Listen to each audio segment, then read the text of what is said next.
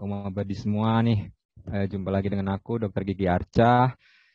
Kali ini kita jumpanya di Departemen Prostodontia tentang materinya itu ya sering banget ya di klinik ya ketika kita temuin nantinya, yaitu tentang single denture. Nah, apa aja sih yang akan nanti kita pelajari tentang single denture itu, bagaimana sih step-step yang akan kita lalui tentang single denture itu, apa saja sih ciri klinisnya supaya kita membuat single denture-nya itu presisi dan akurat gitu ya.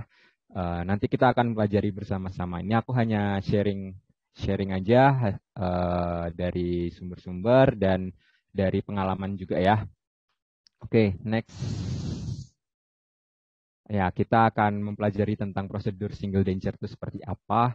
Jadi harapannya habis ini teman-teman ketika nanti tiba-tiba ada pasien datang, kemudian gigi yang tersisa hanya gigi anterior rahang bawah gitu ya, gigi 32, 31, 41, 42 gitu, teman-teman nggak bingung lagi. Oh, ini kita harus GTL, gigi tiruan lengkap sekaligus atau kita pilih yang lain nih. Nah, kayak gitu.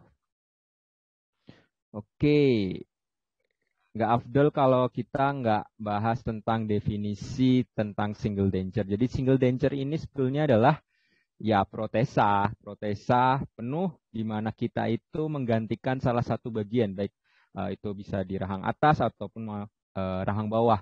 Baik itu dengan berkontak dengan gigi asli atau dia sudah pernah dilakukan gigi tiruan cekat atau mungkin sudah ada gigi tiruan lepasan. Pokoknya kalau ada bagian gigi yang hilang keseluruhan pada salah satu sisi saja, itu berarti kita sudah terindikasi dengan single denture kayak gitu ya.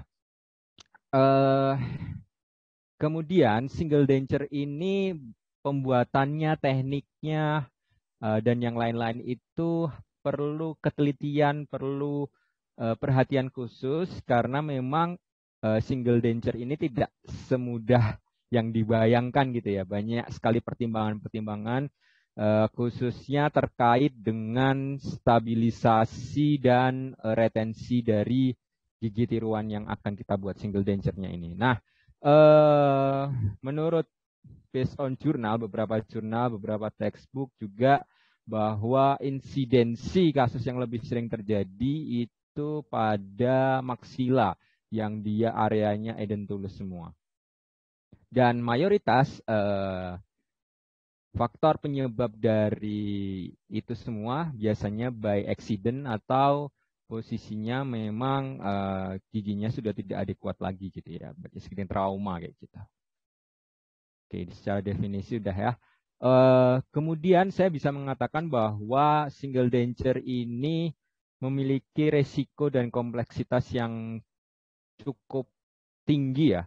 Jadi juga perlu diperhatikan dari pengalaman dari si operatornya ini. Karena apa? Karena single denture itu kita harus memperhatikan tekanan gaya oklusalnya. Jadi tekanan gaya oklusalnya itu otomatis baik itu rahang atas maupun rahang bawah akan mengalami gaya tekan yang sangat berlebihan. Semisal kalau yang atas udah hilang semua, pasti itu akan maksilanya itu akan lebih ke arah inferior gitu ya. Tekanannya akan lebih besar. Sehingga menyebabkan si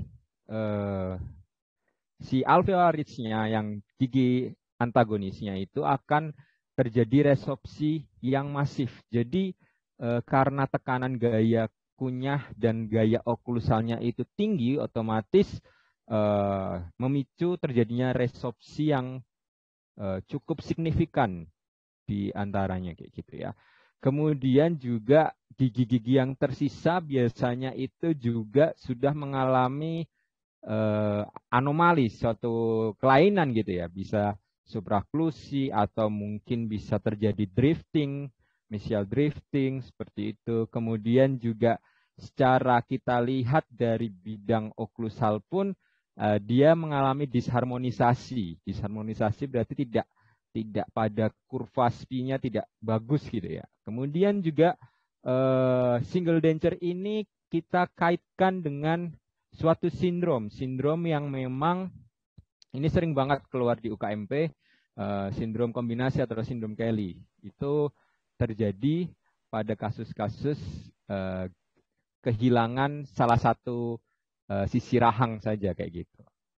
Kemudian juga karena tadi tekanan oklusal, tekanannya itu berlebih, otomatis pembuatan dencernya ini juga harus kita perhatikan karena resiko fraktur di dencernya itu justru semakin lebih besar kayak gitu ya.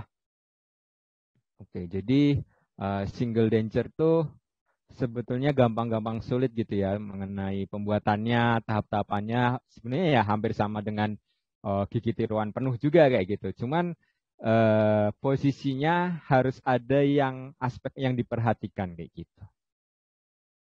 Nah, case jadi single denture kan tadi bisa rahang bawahnya yang hilang semua giginya atau salah satunya rahang atasnya. Nah, ketika ini yang tersisa adalah rahang atasnya saja, kemudian rahang bawahnya itu hilang semua ya. Biasanya ini karena faktor surgical, jadi semisal ada suatu lesi gitu ya, sehingga menyebabkan giginya itu harus diekstraksi semua, ataupun by accident mungkin kayak benturan dan lain sebagainya, celakaan kayak gitu, sehingga giginya sudah tidak adekuat lagi dan harus diekstraksi dan hanya tinggal menyisakan gigi rahang atasnya saja, dan ini akan menyebabkan suatu kompleks di mana tekanan oklusi maksimal pasti akan berlebih dan mandibulanya, alveolarisnya akan lebih cepat resorpsi dan otomatis reach-nya itu nggak tinggi lagi. Tahanan jaringannya pun istilahnya itu lebih tinggi gitu ya. Tahanan jaringannya lebih tinggi dan reach-nya itu malah lebih rendah. Nah, sehingga ketika hal tersebut terjadi, otomatis stabilitas sulit didapatkan dan otomatis juga bahwa di rahang bawahnya nanti ketika dibuat denture banyak aspek ya, dan itu sering sekali dia itu nggak retentif, jadi mudah sekali lepas. Sehingga terkadang kita membutuhkan bantuan dari bahan adesif sebetulnya. Dan posisinya ketika di rahang bawah kita perlu nggak bisa hanya single saja, tapi harus melalui beberapa contohnya tambahan seperti implan dan lain sebagainya yang ditanam kayak gitu. Jadi case kalau single denture mandibula itu memang dia lebih kompleks daripada yang hanya maksila. Kemudian ini ada single denture dari maksila ya. Jadi dia posisinya gigi rahang bawahnya itu masih ada, kemudian gigi yang hilang itu hanya maksilanya. Jadi di sini case-nya bahwa sering terjadi malposisi dari gigi rahang bawahnya, kemudian terjadi supraerupsi dari gigi rahang bawahnya, sehingga menjadi bidang oklusinya ketika nanti kita menyusun gigi artifisialnya itu mengalami kesulitan, sering mengalami kesulitan dan unfavorable gitu. Jadi kita harus memperhatikan oklusinya seperti itu, menciptakan oklusi yang idealnya kayak gitu istilahnya. Kemudian biasanya gigi mandibulanya itu juga mengalami beberapa masalah. Jadi ketika kita bahas single denture ini, baik yang tersisanya rahang atas ataupun rahang bawah, itu sebetulnya gigi-giginya pasti sudah mengalami banyak masalah, khususnya terkait periodontalnya, dan posisinya pasti dia banyak mengalami abrasi. Kalau dia sudah pakai protesanya, dia pasti akan mengalami abrasi. Kalau belum, dia seperti mengalami gesekan gitu ya, atrisi gitu ya. Nah, itu biasanya sering terjadi seperti itu.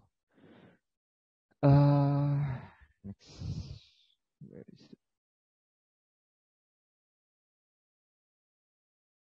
Oke, ketika kita perhatikan ya, ketika posisinya dia itu kehilangannya hanya pada maksilanya saja, kehilangan edentulusnya area maksilanya saja, yang di bawah itu masih ada, itu kita harus memperhatikan juga dari kondisi gigi dan relasi rahang dari keduanya gitu. Ketika dia membentuk suatu kelas 2 biasanya itu dia akan lebih, istilahnya gayanya akan, tekanannya ketika nanti dencernya itu jadi, biasanya itu maksilanya itu tekanannya itu lebih. Jadi mandibulanya itu menekan ke atas sehingga si gigi yang di rahang atasnya itu gampang sekali mudah fraktur karena